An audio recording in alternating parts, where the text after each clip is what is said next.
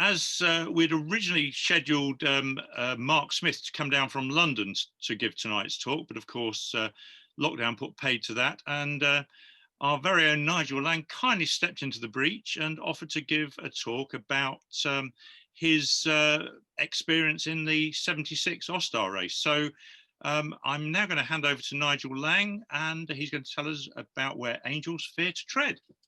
Nigel. Right. You can all see me, I take it, at this point. Oh, you can. Great.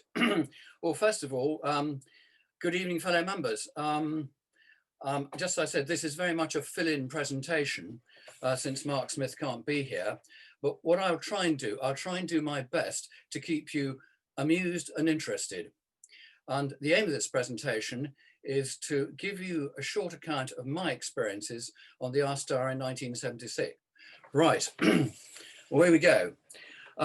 This is really a tale of possibly the least qualified, least experienced and least prepared of any entrant that has ever entered any of the Ostar races. And I'm not, being modest here. Hence the subtitles, Where Angels Fear to Tread and By the Skin of My Teeth. I'm dividing this presentation into three parts. The first is going to be a brief history of the Ostar itself and the challenges the race presents.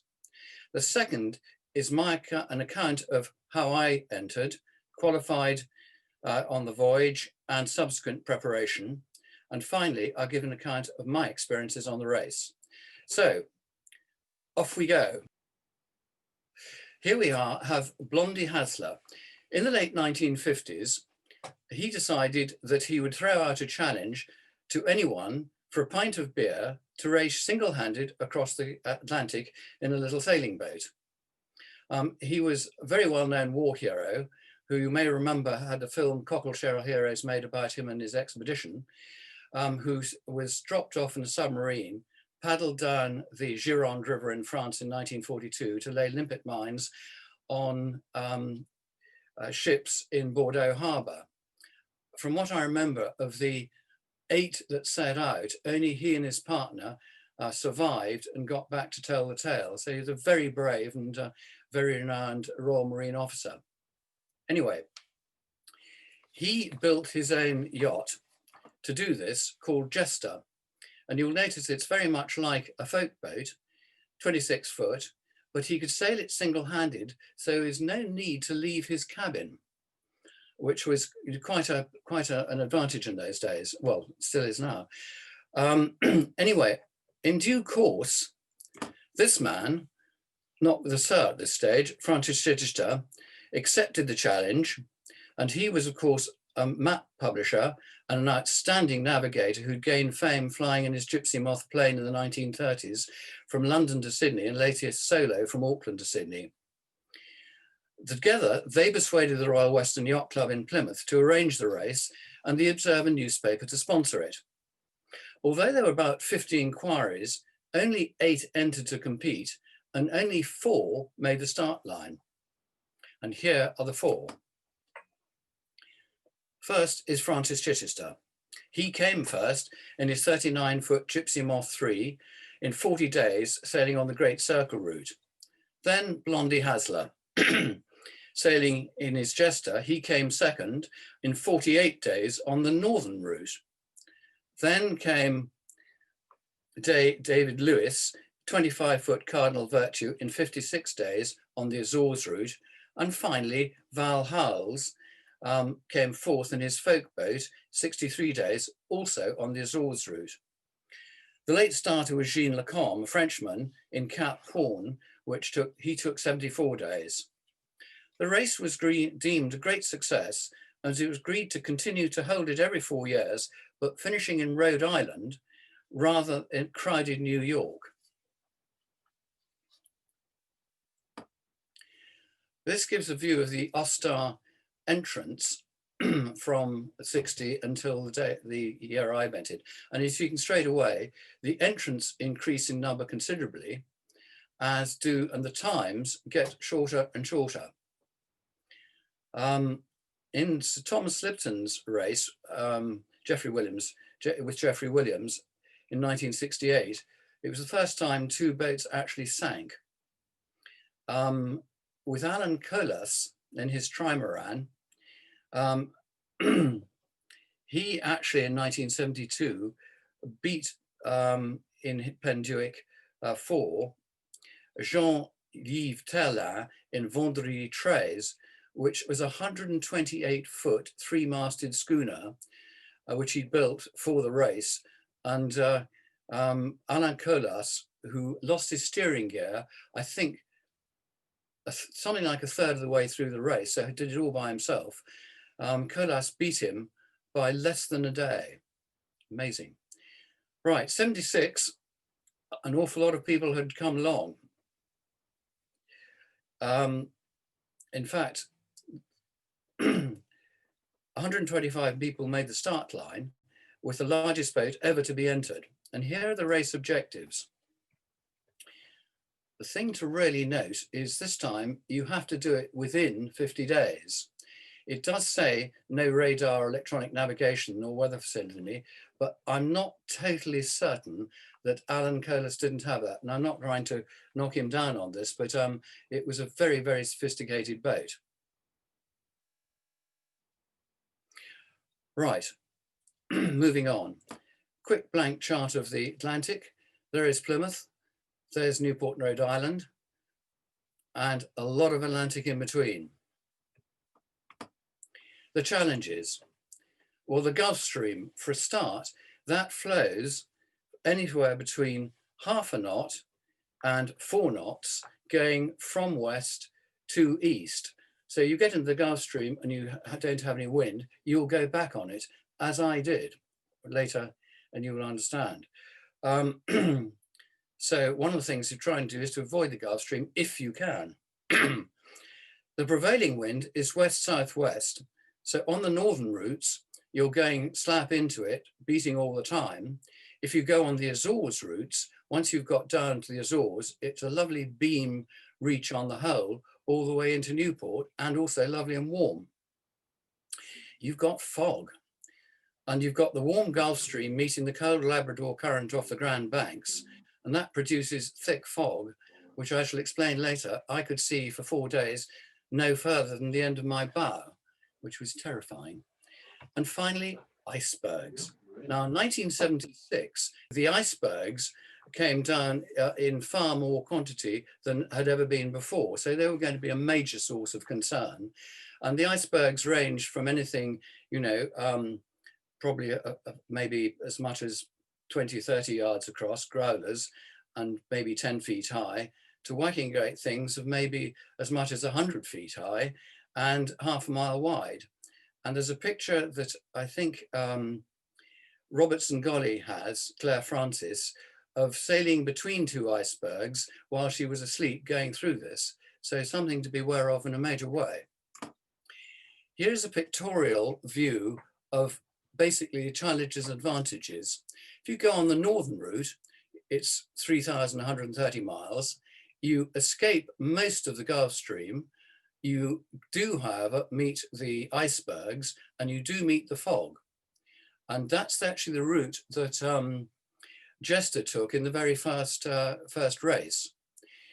The other one, the Great Circle route and the Rum Line, are very much close together. There are a Great Circle being 2,800, the Rum Line 2,900. But again, you've got to go straight into not only the Gulf Stream, but also the wind against you, ice, fog, and of course you are bang on shipping lanes, because that's the closest, quickest way to go.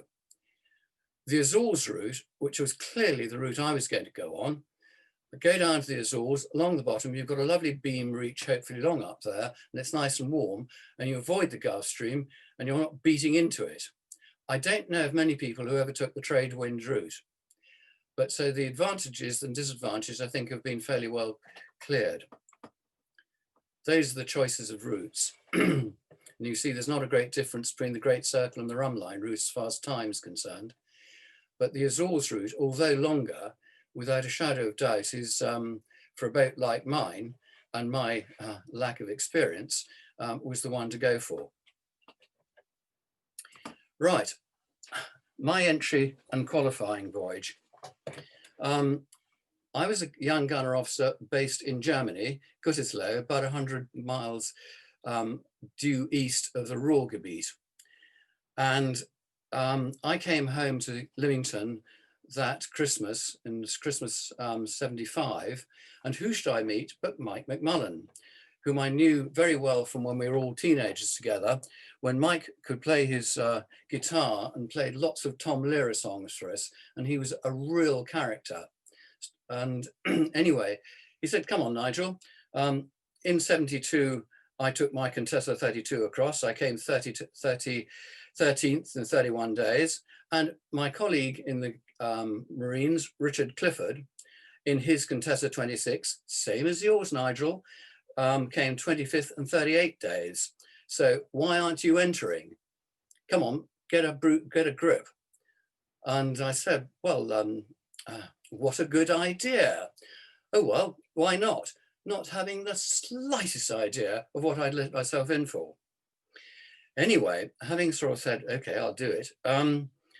I then went back to my battery commander in Germany and said, look, I have this harebrained idea of crossing the Atlantic in this race. And he said, Nigel, I knew you were mad, but I didn't quite realize you would start raving mad. However, I will give you the time off, which was going to be a week to do the qualifying race, the week before you actually start on the 5th of June, where you got scrutineered, and we'll give you 50 days maximum to get across, but you will not get any leave to come back with it. You have to find someone to get the boat back. I went up to the CO, who fortunately was a sailor and had actually got me qualified on the then services yacht proficiency up in the Baltic. So he supported, he said, right, if the BC's going to let you go, I don't see why I shouldn't. Good luck. So having got the leave, but not with any possibility of returning, I applied, was accepted, contingent on the 500 qualifying cruise. Right, Galadriel. Galadriel of Lothlorien. I loved the Lord of the Rings, and I took the name of Galadriel from the Queen of the High Elves of Lothlorien, and that's what she was called. And there she is sailing along in 1970 when I bought her, Staysail and Main, and she went like the wind. She could do, easily 8, sometimes 9 knots. I couldn't really believe it, and I didn't believe it at the time. And I'll tell you a little story against myself in a second. There were several, obviously, difficulties at this stage. If you wanted to reef the main, you had to put a little handle by the gooseneck, wind it round furiously, the whole boom rotated, and that slowly got you reefed. But you can imagine doing that at night in a bit of a gale, trying to get it reefed quickly. Equally speaking, everything had to be done from the mast, because nothing came back into the cockpit. And changing sails, God, I wish he'd had the roller reefing, which we do now. But it was a matter of, we will all remember, taking it down, taking it off the hanks, putting new ones on, pulling it all up, and hoping to God that the other sail didn't go over the side at the same time. Little story against myself. I had joined the Naval Reserve in New Zealand, transferred it to the RNR when I came back to England, and 2 great friends from the London Division RNR said, come on, Nigel, let's go and take your boat over to France. So off we came down on a Friday night to Lymington, jumped into the boat, and off to the Fairways buoy with all the other Lymington people and the rest of the Solent to go over to France.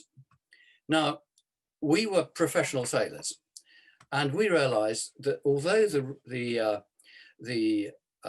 log, it was a summer log, was showing 7, 8, 9 knots, it couldn't do that because it was only 26 feet, and with the various what are they called, mathematical things, we knew it could only do 5, 6 knots. So we laid off our course accordingly. We did, however, notice after about an hour or so that the rest of the fleet were going further and further over to our starboard. But we were professional naval officers, so it didn't really matter. They were landlubbers and we knew what we were doing. And besides, they were probably always going to the Channel Islands.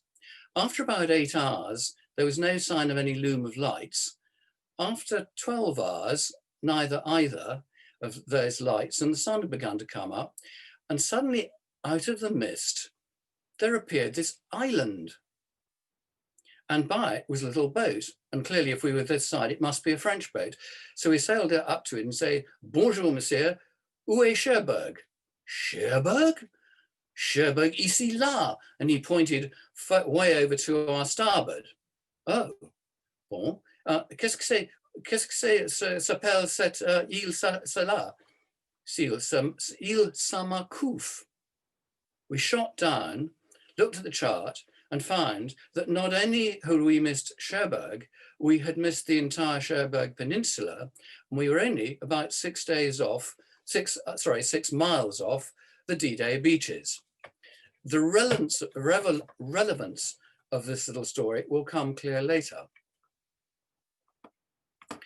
Right, picture of this, the inside, beautifully shaped boats, Contessas, but they're only 7 foot wide, 26 foot long, and very, very tiny inside. I'm vertically challenged. At that stage, I was 5'6", now going down fast, but the only place I could stand up was actually in just by the cockpit. Just point a couple of things to note. It says here 12-gallon water tank extra. In fact, I had a water tank under here of about 6 to 8 gallons, I think. And there's the radio. And I bought myself a quartermaster self-steering gear, which was probably the cheapest. And it was, as far as I was concerned, the best thing to do. Lots of storage under the bunks, however. Right. Now, the problem was a practical one. I was based in Germany. Galadriel was sitting on her trailer in my mother's front garden in Solent Avenue, what is now called, I think, Solent House. I wish we kept it. And I was obviously in Germany, and I had to get across each weekend to try and get the boat ready for the 500-mile qualifying cruise. Our CEO at the time was a very keen and efficient man who on a Friday would take the whole regiment out, guns, APCs, the lot, out into the countryside and run a radio exercise simulating the advance of the Soviet Third Shock Army over the inner German border. And I quickly worked out where my little OP party was likely to end up. So the night before, I drove my little MGB out to that area. And then at Index at Friday PM, I got my APC to drive over to where the car was, change, jumped into the car and drove like mad from Gütersloh, Kamener-Kreuz, Essen, Wuppertal, Venlo, Eindhoven to Zeebrugge, caught the ferry to Dover, which is about 4 hours, and then drove to Lymington, getting there round about Saturday, 8, 9 o'clock. And I only had until about 1 o'clock because all the shops and everything else closed after that. So I had a hell of a lot of work to do. I won't go into the boring bit of what I did of, the arranging to put the boat in the water, having the mast stepped, painting on the anti-foul, checking the engine, all that. Suffice, I did that back and forth. I think it was 5 or 6 times, leaving on a Sunday to get to Dover back at 6 o'clock. So I got back to Gütersloh around about 1 or 2 in the morning in order to make first parade the following day. Right. The qualifying cruise. Yeah, on the 28th of February, on the Saturday, I sailed from Lymington, but with thick fog and there was no wind. And we got as far as Weymouth, I and John Elphinstone, and we couldn't go any further. And I had to get back to Germany. And very gallantly, Richard Clifford, who was the Royal Marine, also sailing a Contessa, drove up, or got himself dropped off, took my boat and sailed it down to Plymouth to await me when I came over on the Sunday, the 7th of March. And something I will never forget, and they were very, very kind indeed of him. We were all having breakfast in the mess at Stonehouse Barracks. And then there was a bit of a kerfuffle and people ran to the window. And we looked out and there was this huge yacht and said, good Lord, it's Che Bligh's huge trimaran GB3 being towed in upside down. And what had happened, he'd been off on the same qualifying race, which I was about to do, but had been hit by a coaster, capsized, and was actually very lucky to be picked up alive. This did not do a great deal for my morale because at this stage, I had never sailed single-handed in my life. Anyway, so there's a starting for every time. So I jumped in the boat at midday, and thank goodness we had very quiet weather all the way along here, very, very cold, until about here, the wind got up and we got to about force 5, 6, and I was straight down to a staysail on very much a reefed main. And she started to leak. And she started to leak to the extent of doing about 45 pumps an hour. And I hadn't had any sleep at that point, but once we were clear of the Scillies, I thought, okay, the one time I can probably get, now I'm clear of the Scillies and hopefully clear of shipping lanes within reason, if I can see for about 4 miles ahead, I can put my head down for 3/4 of an hour. And theoretically, if I'm only doing 4 knots, I should only be done 3 miles and I will be all right. And this worked for, 2 or 3 times. But you will immediately see there is a flaw in this argument, and it's a very strong flaw, as I discovered, waking up after a 3/4 of an hour sleep to find a very bright white light shining into my scuttle. And I shot up on deck and found that there was the deck lights of a French factory ship, which I was sailing alongside. In the meantime, looking behind me, I'd sailed through a fleet of French fishermen, and 200 yards ahead of me was a French trawler, which I was about to T-bone. And I tell you, this really surprised me, which shook me in a very big way. I managed to extricate myself with the fishing fleet and got clear, and literally then only had about, a quarter of an hour's sleep each time. The pump then blocked, and I tried to unblock it and eventually it did, but got extremely sick in the process, but carried on, tried to get the engine going, but it took eventually time in order to charge the battery. I then slept for about 3/4 of an hour, and there's been so much water that had come in that actually it flooded the battery compartment, which was in the soul of the old Contessa's. And I woke up to hear a fizzing sound, and that was, chlorine gas coming off the battery. So bailed that out very, very quickly and dried off the battery. Again, sick as a dog. But after, I think I'd got to, by that stage, 249 miles, 279 miles anyway, I think 270 miles. And at that point, I turned back. And with the wind behind me, but still just with, at that stage, a storm sail on, I sailed back, had a little bit more time to get some sleep. And to see to get the Bishop Rock in sight on the, I think 4th day out, morale was absolutely amazing, really was. I was actually getting somewhere. And then coming back, the wind rose to, and the forecast was high, 6, 7, 8. And by the time I was nearing Plymouth, it had got to 9 with fishing boats, scuttling for shelter. And just, as in my log said, just a huge white mass of hell. But it was extremely exhilarating because we were doing 10 knots and managed to get into the breakwater at Plymouth and eventually produced my rather sodden chart to the Royal Western, who said, okay, will accept you. Whew, that was over, thank God. Right, and the problem was now the preparation for the race.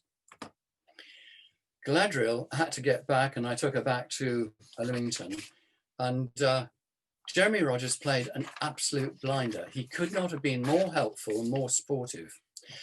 He realized that in the flexing of the hull, the water had come through where the bonding had clearly gone between the deck and the hull. And so what he did was took the whole deck off and completely rebonded it back onto the hull. He then helped me get some not under command lights, which I can show you later. And we put up a radar reflector on the end of it. He also, bless him, put in slab reefing, which made a huge difference to life. I hired a life raft. I bought myself a little Beco sextant. The medical officer gave me this thing, and he said, here's a large dose of morphine. If you break yourself to bits on this, and there's no one there to help you, what I advise you to have a bottle of whiskey, push this morphine into you, and all be fine. And with that, he left me and said, good luck. The next thing was how on earth I was going to return Galadriel. I'd put an all stations call out to the armed forces in the UK, but we were on things like Northern Ireland and all sorts of things, and there was simply no one who could be spared or had the time. So I arranged with two friends, John Elphinstone, one other, said they'd sail it back, providing I could fly them there, give them their flights, and understandably so, and actually ration them. So what I needed to do is to ration not only for me, but for two friends on the return journey. There was one other minor thing that I needed to do, which was to learn astronavigation. In fact, actually, let's go back. The army were going to give me rations, and more about that in a minute. And as far as astronavigation was concerned, a splendid guy called Mike May took me out into the Baltic, and over one weekend with my little plastic Beco, he taught me how to do a sun-run sun using the naval sight form, the naval almanac, and the air sight reduction tables. And that got me across the Atlantic, amazingly. Right, the next thing, of course, was, stores. As you can see at the top, I've got 12-man SAS lightweight rations. If I'd had only those, I would have been really happy as a sandboy. But I didn't have an option, because when we got down to Plymouth, a Land Rover turned up with my rations, and that's what I got. And compo rations, as any person in the army knows, are great if you're on a tank or an APC and you're going down the line, replen line, and get thrown at them, because weight means nothing. On a small boat like mine, it meant absolutely everything. I read Nicolette Mills Walker's book, who had done some long distance sailing, and she's the only book I could find which had in the back details of the various things she had taken, the spares, one of which was, I think, a Norseman clip, which I discovered actually was very useful because it joined two bits of wire. And when my staysail parted in due course, I was able to actually bring it back together with the Norseman clip. I also took things like bolt cutters, because if the mast went over the side, I had to clear the mast very quickly. What else did I need to? Yes, I hired a life raft. And I don't think there's anything else really to say there. And the boat had about 8 gallons of water, and I took, I think, 3 or 4 gallons of fresh water in jerry cans. And here we have Galadriel alongside Leamington Yacht Haven just before setting off to Plymouth. We had to be in Mill Bay docks a week before the race for scrutineering, briefing, etc. And as you can see, Paddington Bear was given me by a very close friend, so I was not going to be lonely on the boat. And there is John Elphinstone helping me to sail her down there. at this stage, she wasn't overweight. And here is Claire Francis. Claire Francis could not have been more helpful. In those days, she and her husband lived in Captain's Row, and I talked to her a lot and got her advice on, you know, the route and all those sorts of things. And she was very helpful. And she said, Nigel, honestly, in your case, you don't have any option, but you need to do the Azores route. Don't try and think about going on the northern routes. It's too small a boat. You'll get roughed up. And with your experience, frankly, go on the Azores route. And she was absolutely right. And here she is in Robertson's Gully. And you couldn't call her about that name these days, can you? I should be bending a knee now. And off she went to Plymouth.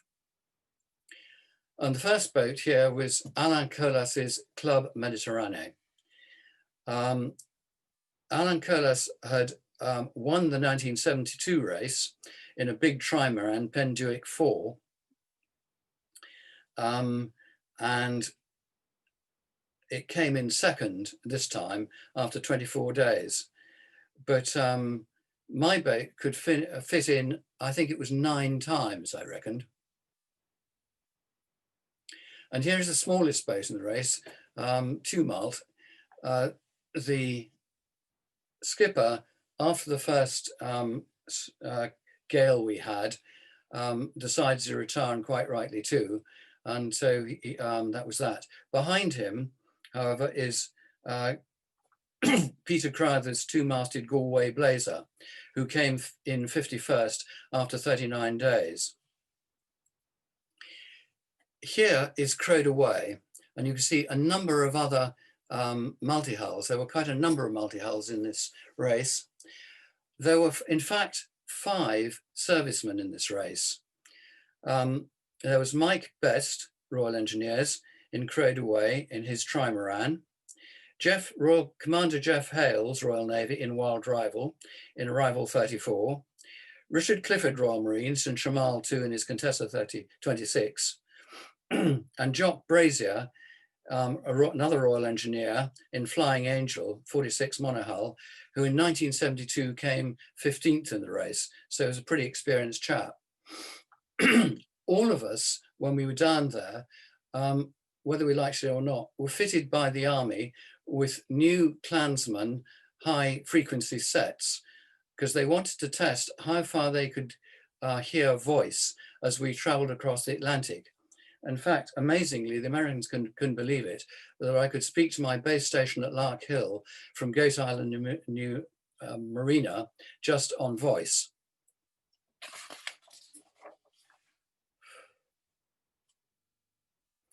This is Yves Tellar's Critter 3, 70-foot catamaran. In the 1972 race, he'd come second in Vendredi 13, which was a 128-foot 3-masted schooner. So you can see all these people had taken at least 2 or 3 years before contemplating entering the race to, you know, to even build boats just for it. And in my case, where angels fear to tread, I had less than 6 months, and 1 or 2 quite interesting challenges just for that. Here we have Stuart Wood's Irish Harp, and he won the Comfy Prize. I think he was actually on the staff of Jimmy Carter, the president at this time, and he came 63rd in 44 days. And the reason he won the Comfy Prize, he won it because he never got out of carpet slippers during the entire race, which, and good on him, and very pleasant and great fun man. And here we have the Ostar competitors just before the race. And I'll just pick out a few. And the one I'd really like to pick out here is Mike McMullen, my old friend who got me into this mess in the first place. I say mess, into this challenge. He had utter tragedy. 3 days before, his lovely wife, Lizzie, was doing electric polisher on his boat, dropped the polisher into the water, picked it up, was electrocuted and immediately killed. And so he had, I mean, the courage of this man, I can't even now understand. because they had decided they'd award the Lizzie Macmillan Trophy for the fastest multi-hull across the Atlantic. He decided to go in for it with 3 chairs regardless. And my my respect for him knows no bounds. Here is Richard Clifford, the other Royal Marine. Here is Claire Francis. Here is Mike Best, the Royal Engineers. And there is Jeff Hales, Royal Navy. And there is me. And if I knew exactly where John de Trafford was, I'd point him out, but I can't immediately identify him here. But that was the crew of us, literally the day before we all set out. This is Galadriel, now stored, and you can see incredibly low in the water. Very low in the water. Battery flag just up here. I flew that the whole time. Right, and off we started. We had 3 starts, the 3 classes. There was the Penduic class, which was 50 foot and above, the Gypsy Moth class, 38 to 50, and the Jester class up to 38 feet. So I was in the Jester class. And, here we are going off on a 3,000 plus mile race. And what do you get? A start just like the Lymington platform on a Thursday night, with everyone shouting water, starboard, etc. And dead ahead of me is Irish Harp. There actually is Jester, which went into this race, every single race, as far as I know, that it's been done. But it was an amazing, amazing feeling. Lots and lots of people shouting and screaming and cheering, etc. And then the next day, I was going on the southern route, going off towards the Azores, and my Wen was beside me, and she actually took a picture of me and vice versa. She did complete, but after the 50-day time limit. And it was at that point I made that fateful decision that clearly I realized I was not doing more than about 4, at best 5 knots. So there was no way I could do the Azores route, not only on time, but also running out of water. So I headed west, and that was something I had dreaded because I knew what was coming. I didn't really know what I was coming for, but it was not something I'd at all planned for and nor wished for. And here I am, again, very low on that fateful day. Just I'll point out at the top, they're the 2 not under command lights with which Jeremy very kindly put on with my radar reflector there. Right, now this is the picture, the only picture I took really of what happened from the 8th to the 15th. Between the 8th and the 15th, there was a series of deep depressions that came our way, and in the wash up afterwards, it was said there were no less than 7 full gales hit the fleet, with one reaching storm force 10 at one stage. Anyway, during this, the next is not my picture. It's just a picture taken from Mad Lard Curl's Heavy Weather Sailing, but gives an idea of what a gale and a storm is really like at sea. Now, probably the majority of people watching this have all experienced storms.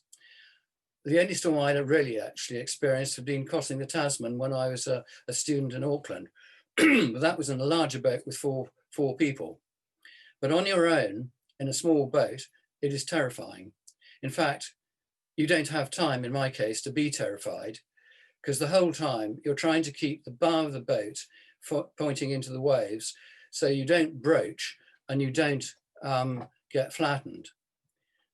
In fact, Richard Clifford says he describes being rolled 180 degrees twice. And he has the lovely little story of looking down into his cabin, which was half full of water and everything floating around all over the top. And floating on the top was Adlard Coles's heavy weather sailing. Overall, between the 8th and the 15th, 1/3 of the competitors had to retire as a result of those gales. 5 skippers were injured, 5 boats were sunk, including Critter, the one I showed you of Yves Delaine's 70-foot catamaran. That actually cracked up and he was very lucky to get rescued. There were 21 dismastings, there was masses of structural damage and a lot of broken steering. Very sadly, Mike Best in his trimaran had structural damage, as a lot of the tries did, and was forced to retire. And so, sadly, was Jock Brazier with steering damage. But the saddest of all was Mike McMullen. No one ever heard of him again after these storms. And it was only 2 years later that bits of 3 chairs were picked up on the Greenland coast. And what people think probably happened, he was going on the northern route and quite determined to win because he had a very fast boat. But with those storms, not even he could control what could happen to a multi-hull. And very sadly, he perished, which was desperately sad for all of us. Just another picture of a storm at sea. And then I relate to you, I said that you don't have time for fear. At least I didn't have time for fear because I was concentrating so much. And I share with you a very strange experience. At the height of one of these storms, and top of the wave you could see for miles, I suddenly had this feeling of a whole company of people around me willing me to carry on and giving me a huge amount of support. And it somehow warmed me right the way through. It was a very strange experience. I pass it on for what it's worth. Oh, and after all that, we got through the storms, fine weather and battery charging. Just a couple of things here. You can notice my little Abico sextant. Not the most professional, but it worked well for me.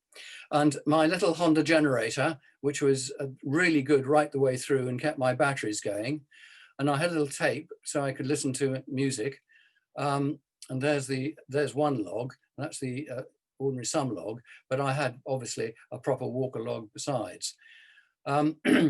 Pete Sanders had made this specially for me, so you could lift it over the top of the hatch, and it had a little, you can probably see it just about, a place which you put your head up and look around without getting completely wet and soaked if need be. Right. At this stage, actually, one of the great things was listening to the World Service. And I remember listening to the Israelis doing that incredibly daring, taking the hostages out of Entebbe in their plane. And one of the things of listening to the World Service was it really kept you in touch with the rest of the world. Although each night I had to give my report on the radio, which changed each day, further and further west you went, the timings went. One of the good thing that did, it allowed me to monitor how they were doing, bless them, on seeing if they get anyone from the American forces to sail her back. So a lot of negotiating done while I was at sea. You become, at least I found, I became literally a sea creature, sleeping for 3 or 4 hours, but instantly awake if the wind or the waves changed in any way at all. And here's a picture of my trusty quartermaster steering gear, and the bliss, and I think John Trafford will feel the same way, of once a week being able to have a wash in fresh water, quick strip wash and a shave, because otherwise you were sticky the whole time. Pilot whales. Pilot whales that have been known to attack small yachts, so to make them aware that I was actually a rather mechanical fish and not to be made love to, I turned on my battery charger and radio, and they seemed to keep alongside and did not come and charge me. At that stage, funny enough, I thought I would got in some kind of naval exercise, because I heard two enormous bangs, you know, one after another. And I looked around the horizon, I could see no ships. And the next day, right about the same time, the same thing happened. And of course, then the penny dropped. It was Concorde going over, and what I was getting was a sonic boom, which was good news, which shows that I was actually on the right track. And this was, you know, starting off here, and the storms really from about the 8th to about the 15th. And you can see how much I was driven up north, and then slowly coming further south, until you can see here, I come to a juddering stop and go backwards on the Gulf Stream. And here I am, becalmed. And I've often wondered, what on earth do seagulls do in the middle of the Atlantic? Where do they go at night? I mean, you can see the excellent slab reefing, which Jeremy Rogers has put on for me. And at this stage, I have to say that I had only seen one ship in 26 days, came alongside and asked me if I was okay. And this was really the second day I was becalmed. It was day 24. And it was the day that the first competitors arrived in Newport, which I heard, you know, over my radio. And I became very, very depressed. And I did something which shows when you're on your own, you can, or I did anyway, become, frankly, just not thinking straight. And I thought the only thing I can do, I've got to get rid of weight on board this boat so we can go faster. I felt that I couldn't throw the food over the board, which would have been probably the sensible thing to do. And instead of which, without checking the water in my main water tank, I threw, I think it was 3 5-gallon jerry cans over the side to lighten me. At that point, I went down afterwards, having done the event, to check how much water I'd got. And there was probably about 4 gallons in the tank left. How stupid can you be? And there were 4 gallons of water to get me across the pond. Anyway, there we go. You do get some compensations. You get these most beautiful, perfect sunsets. How do you keep yourself, you know, on an even keel? Well, people do it various ways. I did it by taking a whole lot of Giles annuals, because I always found there's something to laugh at in Giles annuals, and also James Herriot's vet books, which I thoroughly enjoyed. And that, together with the World Service and some tapes, kept me going. Right, at this stage, I was round about here, and we were approaching the fog off the Grand Banks of Newfoundland with icebergs and logs. Why logs? Because the logs often escape down the St. Lawrence, and by the time they get out round here, they're waterlogged just under the surface. And one competitor in one of the previous races hit one of these and very badly damaged his boat. So another thing to be scared of. And suddenly I got into this fog, and you literally could not see beyond your bow. And I was terrified because I knew there were going to be icebergs about. And there are 3 ways apparently you can check if you're near an iceberg. One is to drop a thermometer over the side and see how quickly the temperature drops. Or you can put yourself on the end of the boat, try and smell an old fridge, or if you hear the sound of breaking waves. And on the 3rd evening, I heard the sound of breaking waves getting closer and closer and closer. And I knew that if I hit an iceberg, it would rip me to bits very quickly, and I'd sink probably in about certainly a minute or 2. And so I had my life raft all ready to throw aside, my grab bag, just ready to go. And the terror of at night trying to get some sleep under those conditions was something I don't want to go through again. In fact, actually, as I learnt when I returned the life raft back at the end of the voyage, if I had thrown it over, there was a malfunction of the life raft and it wouldn't have inflated.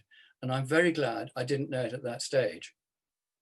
Anyway, the sound of the iceberg slowly, thank God, began to retreat further and further away until it finished, and that was it.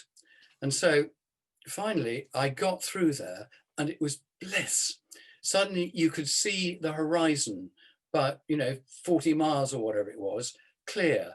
The sea changed from iron grey to green of the Labrador cold current. And the one time you think that you can be perfectly safe going to sleep at midday is because anyone who is going to come anywhere near you will either hoot so you wake up and get out of his way, or he will get out of your way. So imagine my shock, horror, when I was asleep at midday and there was this almighty crash and the boat came to a juddering halt just like that. And I thought, Christ, either I've hit a log or I've hit a container. What's happened? And I shot up on deck and I found an old Chesapeake cutter in full sail with no one aboard. And my hair literally stood up on its end. I hadn't seen a boat for a long time, and this was sailing on its own. And I had fortunately hit him. If I'd been a bit faster and he'd hit me, he'd have gone through me like a knife through butter.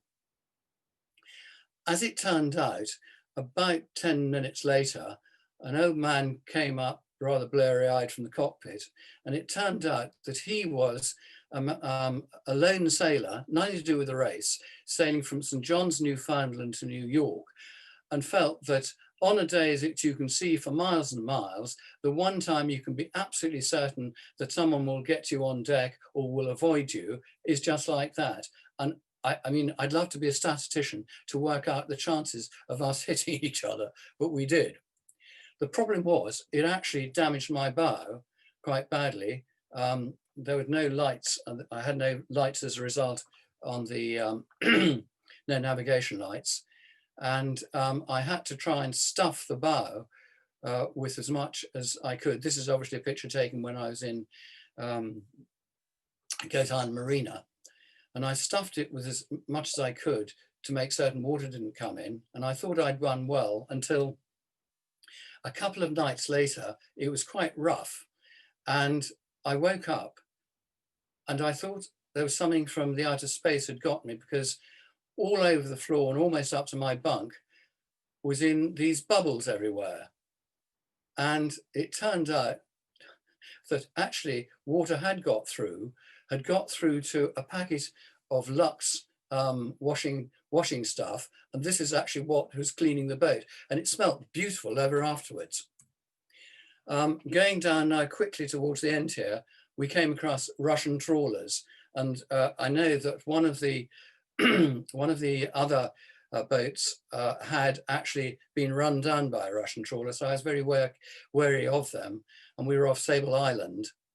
And it was shortly after this that, while sailing, thank goodness, into the wind, there was an almighty crack, and my backstay simply came past me.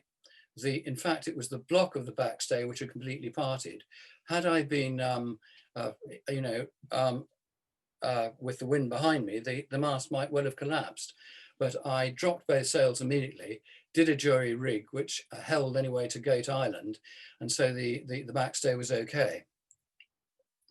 Getting near now into Goat Island, these people came and saw me, and they were tuna fishermen, charming US tuna fishermen.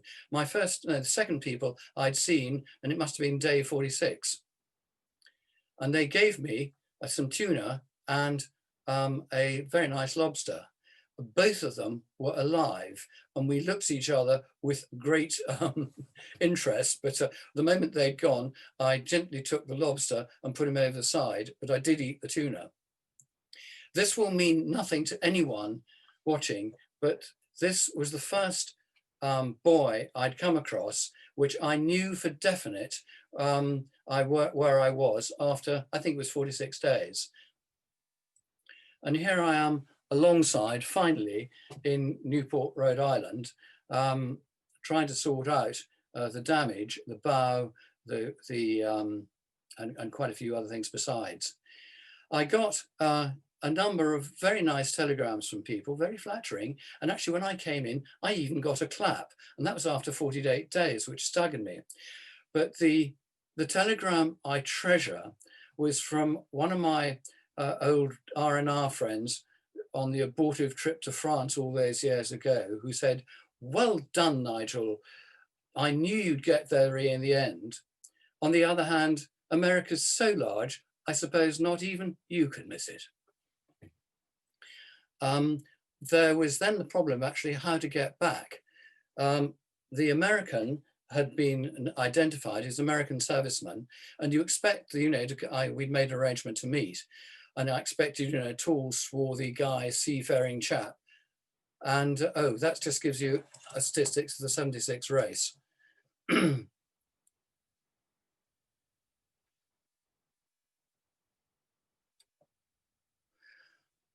As I said, I got within the time limit by the skin of my teeth, literally. This is the chap that turned up. Now, you wouldn't really expect a sailor to turn up in full military uniform like this, and Sergeant Homer was the guy. I wasn't entirely confident with him, to be frank. And so, I said, "Well, Homer, how much sailing experience have you had?"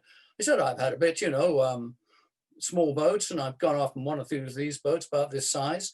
I said, "Homer, do you know any astronavigation?" "No, I don't know any astronavigation." And I showed him around down below, and he pointed at my Cestral RDF. He said, "Hey, what's that?" And I said, "That's a radio direction finder. You can plot out radio stations, and then you can work out where you are and you go on your course." And he said, "Hell, that's fantastic. You mean to say I just point this at England and I sail over there?" And I thought, oh my goodness. We then went out for a sail, and he had the helm. We were on port tack, and there are a whole lot of boats coming towards us on starboard tack. And after about, I said, "Homer, these guys are on starboard tack. We need to give way." And he said, "Hell no, they'll get out of our way." At which point I took the helm and we went home and avoided them. So I had this guy. I couldn't, as it were, get rid of him. It was just too embarrassing. So fortunately, I found a professional sailor who had come over to sail one of the other boats back. But because of the number of people who'd retired, 1/3 in fact, his boat hadn't arrived. And so he was looking for a passage back. And so thank God he rescued me. And here they both are, Homer and Chris, about to set sail for England with the Gulf Stream and the winds behind them and no storms. They got back in 24 days, less than my time.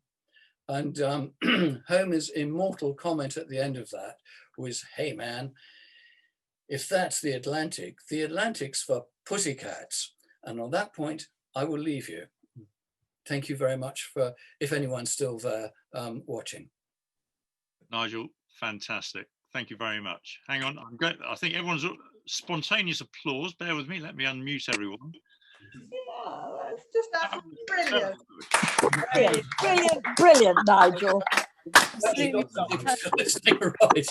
Well done. Done good. Absolutely fantastic. Fantastic, Nigel. I heard every single word, and I'm not a yachty. Oh, good. Sorry about the scribbling. I don't know how it happened. No problem. What I failed to mention, in fact, actually, when I was literally about to go into the ice fog, etc., on day 30, John de Trafford finished in Quest, and he came 15th in the race. So well done, John de Trafford. I think you'll find he's in the audience. Oh, well, even better then. He is indeed, yes. I have. Nigel, hats off to you. I had a bigger boat, but it didn't make it any easier. It was, No, it was rough going. Two very young people. We were very young then. Yeah, Oh, yes. they watched it. We were a lot younger. Yeah, they watched it. We've got a 26. We had a 26. And Nigel, if you saw the photograph again, I was about 4 people along from you. Oh, My right. wife spotted me. Okay, I will. I could no. I'll get it back later and have a look for you. Don't worry. Okay. No, that'd be great. Okay. It'd be great to meet up. Should we leave? Yeah. Let's do that, Nigel. Very much look forward to that. Two little people. Yeah, he was Contestant excellent. He 32 did all stayed up that. to watch. Well Oh, done. hello. Stuff that. Hello, Charles and Luke. We have a 32. Hello. That was fantastic. How exciting. Ahead of most of these people. Okay, say night He's a night. proper sailor. Johnny and Luke. Good night. Ah, the vines. And it's got a boat, which is what I call a proper road. Thanks very much.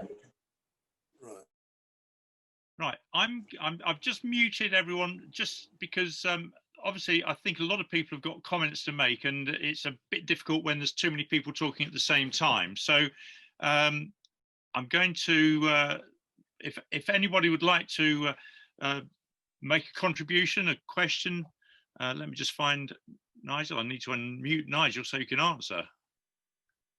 Nigel, can you unmute yourself, please? Yes, I've Oh, right. fine, thank you. I think I've unmuted myself, yeah. But Yeah. I think you saw by the spontaneous applause, that was quite a remarkable account. And given all of the challenges, the storm, the iceberg chucking your water away, I mean, you know, how you made it, God only knows, but well done. Well, I think- Worth it just to hear the tale tonight. Well, I think simply it underlines the fact that I said right at the beginning, probably the least experienced, least qualified, and the least prepared for anyone on this race. Well done. Right, we've got a question from Jenny Clement. Jenny?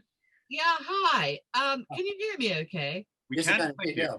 I have known Nigel since I was 17 years old, and I rushed down to Plymouth to wave goodbye to him on the day he went.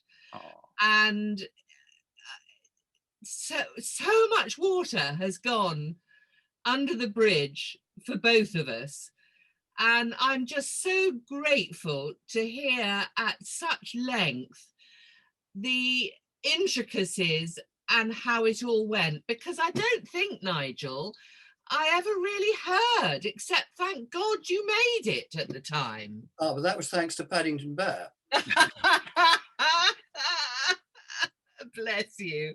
Well, I so enjoyed it, Nigel. I think you're an amazing person, and we were all so young then, and looking back and hearing what you said, Those how were you got the through. days, my friend. We thought they'd never end. Lots and lots. Oh, sorry, carry on. I'll leave you. I've said Okay. my bit anyway. Okay, Well thank you very done. much, Jenny. No, well done. Right, and I saw a hand up from from David Monks. David, do you want to unmute yourself? There we are. Done that. So Nigel, you mentioned the fact that you got yourself with all these rations. Yeah. How did they pan out? Did you manage to actually make it, surviving on the last nutty bar, or did you have more than sufficient? No, I had to leave. No, I mean more than enough. That wasn't the problem. The most important thing was to have enough rations for 2 people to sail back. That's why I kept all the extra rations, not for me. So forgive me for the question, but why couldn't you have provisioned in Newport then and saved all that weight? Apart from anything else, you see, I had no sponsorship at all. I was at the end of my financial tether completely. Right. So buying stores in Newport, I had no idea what it was going to be. I'd hoped to arrive there because you see, it was one of the things which Mike McMullen said to me in encouraging me to come over is, Nigel, look, it's the 200th anniversary of when we gave America her independence. And you should be there, because if you get there in time, there are going to be lots of nubile young American millionairesses who may have a chance. I wasn't married at the time, and was, you know, looking for maybe a young millionairess, but, you know, I came in so late, they'd all gone. I understand you're still looking. Well, you know, one tries. Well done, Nigel. Excellent talk. Thanks. David, thank you very much. Right, has anybody else got anything to add to tonight? I realise that we're perhaps a bit over our normal time. And I apologise. No, not at all. That was worth every minute of it, Nigel. Thank you very much. Heather Howard. Oh, hello. Sorry, I didn't see. Right, do go ahead. Mike McMullen's sister, Heather Howard. And I would like to say to Nigel, well done. And I'm sorry that my brother left him in for such a terrible race. And how brilliantly he did. And it was typical Mike to bounce you into it, Nigel. Many congratulations. Thank you very much. But I couldn't have met someone who could bounce me better than he did. Well, in the nicest possible way. That you're here to tell us the tale. Thank you. Heather, thank you very much. And yes, George Trevelyan. Yes. Completely frivolous point, Nigel. You threw 3 5-gallon water, whatever you call them, holders over the side, and you got in with 3 days under the limit. Do you think there's any mathematical connection? Definitely, absolutely. Definitely. I think you were more rational than you thought. You spotted it immediately. No, I mean, basically, the moment there was a rain shower, I dropped the sail as one does, put a bucket at the end, and got water that way, and was very sparing. Okay, thank you. And John Trafford, we have a question or comment from you. You took part in this, so it must be very interesting to see it from another competitor's point of view. Absolutely fascinating. I mean, I was going to really respond a bit to Heather, because I had a big trimaran, same size as Mike's. It looked a bit like that. That's me at the start of the race. Wow. Wow. And it was great fun at the beginning, because Mike and I and Besteva and Golwaz were up mixing it with the biggest class who started half an hour before us. And it was very exciting. Until we got hit by these gales that came one after the other. And I'd like to say just everybody had a real pasting.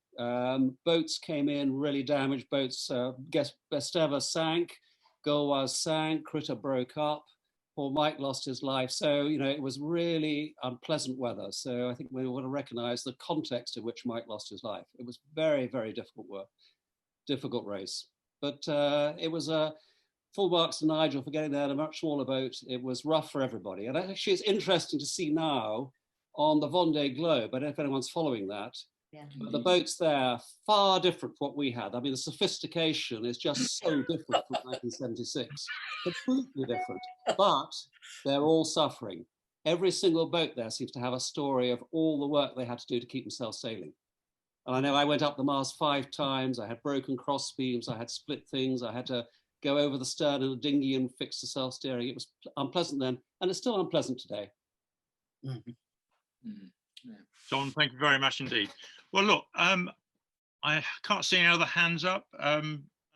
Nigel, I'll do the formal bit, and thank you very much on behalf of the Royal Lymington Yacht Club for presenting a fascinating story. I mean, literally everyone was on the edge of their seats, especially when you froze and we thought we weren't going to get the rest of the story. But thank you for stepping in tonight, giving us a tremendous tale. And again, I'm going to invite everybody to sort of show their appreciation to Nigel Lang. Thank you very, very much indeed. Very much to my aim.